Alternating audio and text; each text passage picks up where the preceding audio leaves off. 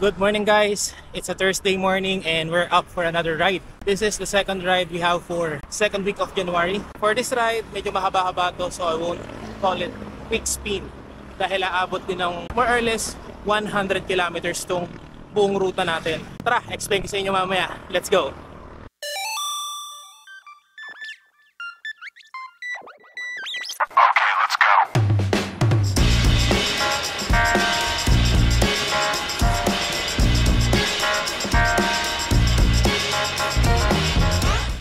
At nandito na tayo sa Palapala. So it's 5:22 AM at nag-ride out tayo ng 5 o'clock. 22 minutes na tayong papadyak.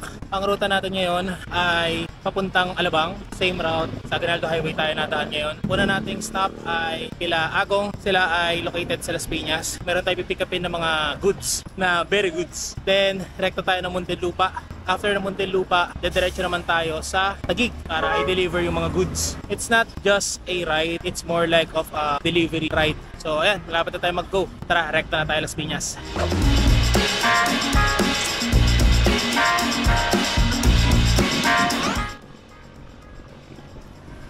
Dito na tayo sa Imus, kakalagpas lang natin ang District Imus at approaching tayo sa Vermosa. It's 5:50 AM at nakaka 17 kilometers na tayo. So meron tayong setup sa bike para madala natin yung mga goods mamaya. So naglagay ako dito ng para siyang harness. Ang brand niya ay Torero. Ayan.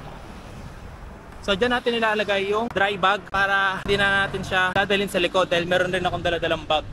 Yung goods na sinasabi ko ay salted egg potato chips. So yun yung kukunin natin kila Nad and then deliver tayo sa Muntinlupa sa isa natin tropa bago tayo dumiretso sa Taguig. Side lane lang to, tapos uwi, then work tayo ulit.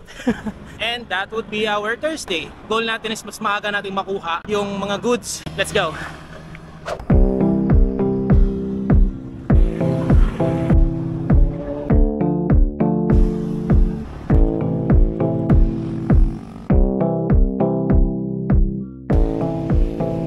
Ng building.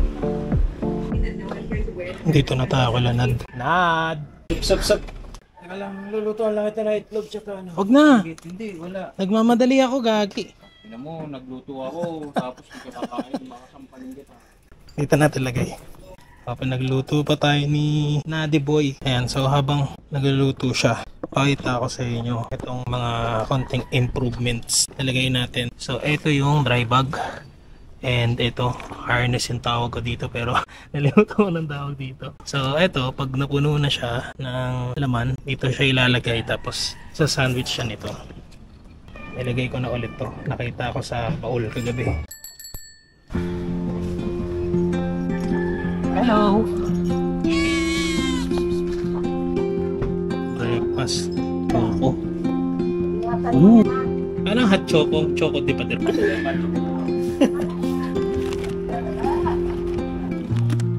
Ilang ko na lahat pa. Ayan. Thank you, Nada. And we're finally off to Muntinlupa. Time check tayo, 7:38. Medyo natagalan tayo. Pero na-appreciate ko yung almusal. Salamat, Nad. Ang haba ng traffic, guys. Yun, oh, kitang-kita nyo ba? Pero nakaka-andar-andar naman dito sa bike lane.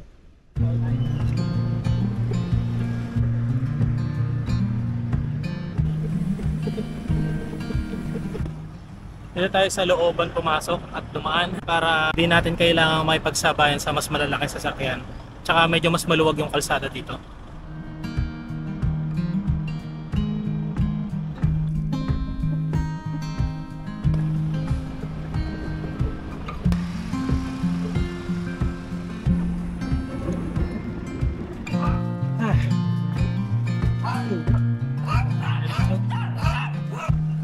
Ay.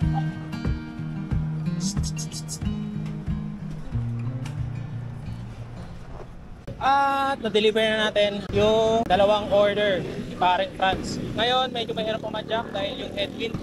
Dobling ingat din dahil mabilis sa mga sasakyan. Heading na tayo pa Taguig.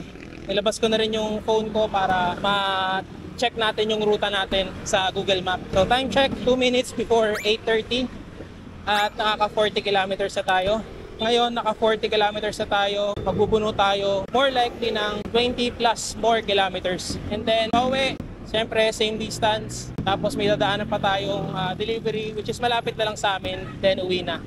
So, as I mentioned earlier, this would sum up to 100 plus kilometers. So, heading na tayo sa Star Mall. Going to Sukat exit sa East Service Road.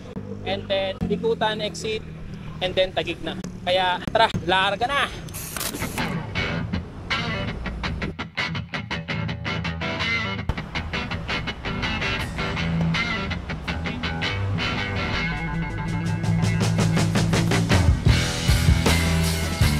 Approaching Sukat exit. So kinuha natin yan ng 15 minutes lang. Napakaluwag dito sa service road. Tingnan nyo kung gaano kaluwag. Para ka na rin nag-skyway oh. Ganda, ganda ng ride natin na to. Ayan.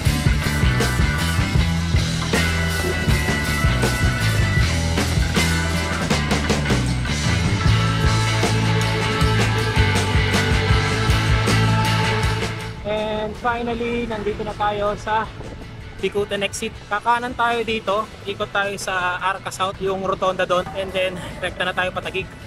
Konting-konti na lang. Saktong-saktong 9 AM nandito na tayo. So siguro mga 9:30 more or less nandun na tayo sa ating destinasyon. Woo!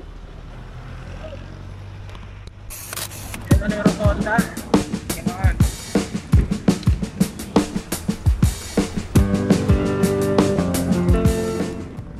Yeah, dito na tayo sa Arca South. Kakaliwa tayo. Konting diretso.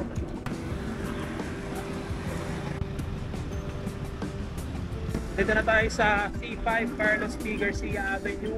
May signage naman ako nakita na kapag dito tayo pumasok, pwede mapunta na ito ng SM Aura. So konting-konti na lang. Actually 19 minutes na lang yung nakalagay dito sa Google Map. Wow! Ewan ko kung nakikita dito sa camera pero nakikita ko yung kabundukan dito, medyo overlooking dito. Hindi ko alam kung anong bundok yan pero kita mo sa syudad meron palang ganitong overlooking. Hindi mo napapansin kapag nakasakay ka sa sasakyan. Kaya ngayon ko lang nalaman.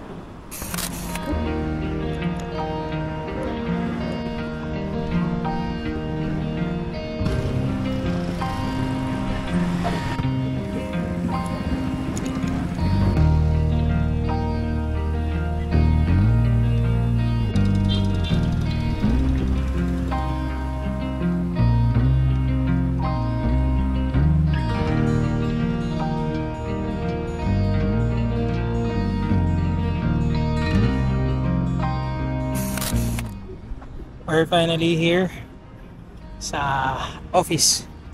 Dito tayo sa labas, hintayin natin siya, tinawagan ko na. So nakarating tayo dito ng saktong 10 AM. Medyo natagalan kasi, just na 30 minutes lang nandito na tayo from Bikutan exit. Natagalan kasi naligaw-ligaw ako. Walang iyang Google Map to. Yun ang problema ako sa Google Map. Kapag naka-on yung data, nagre-reroute siya na nagre-reroute kahit na naka-plot na siya beforehand. Hindi ko napansin na nagre-route na naman siya sa ibang ruta na hindi ko alam. Kaya yun, pinatay ko yung data tapos umikot ako ulit. Natagalan ako.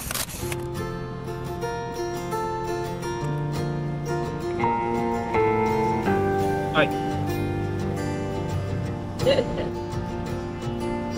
Hi.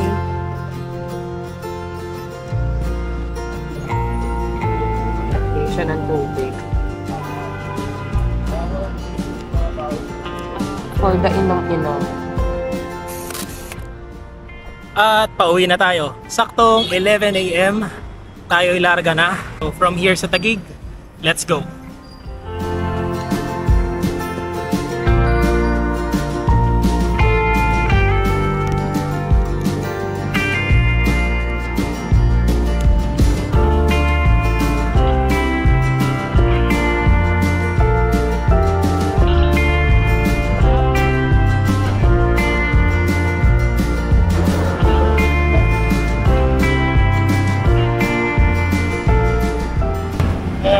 Medyo mas traffic na kumpara kanina. Touchdown ng SM Bikutan. Ayan.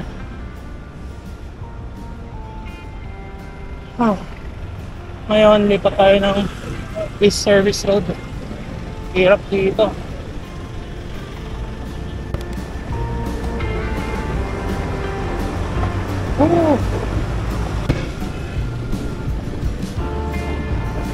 Alright.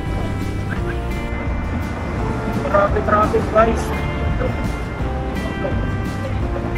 Alright, malapit na tayo sa Sukat exit.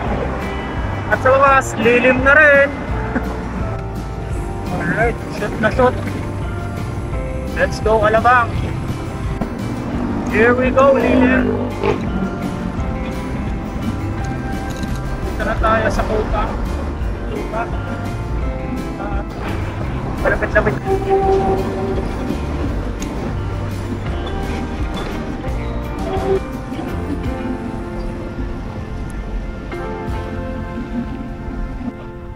Festival Mall, Alabang.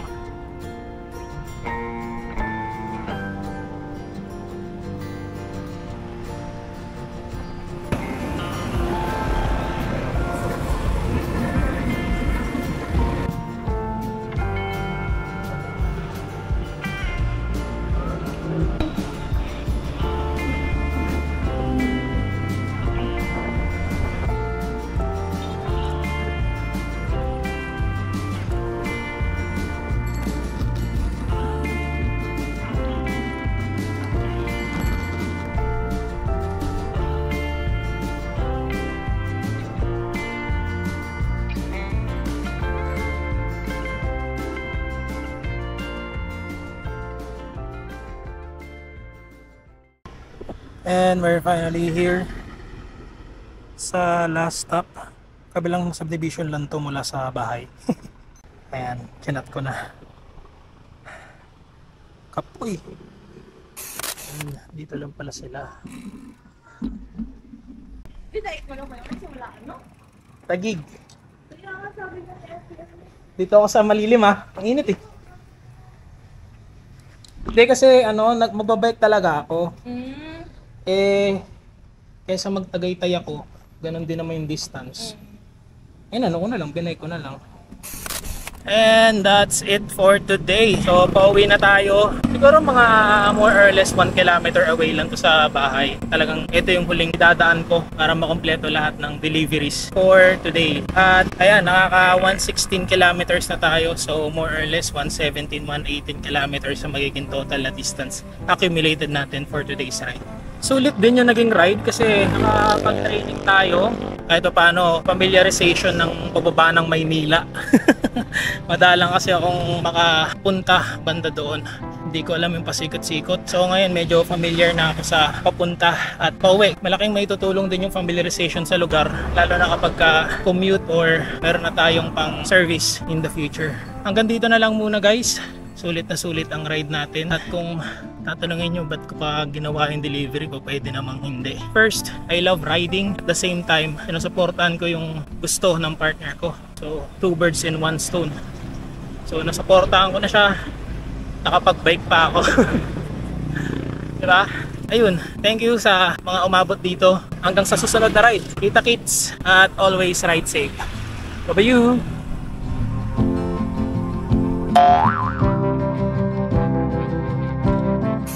Hoy.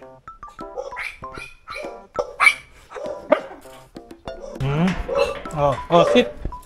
Sit. Sit.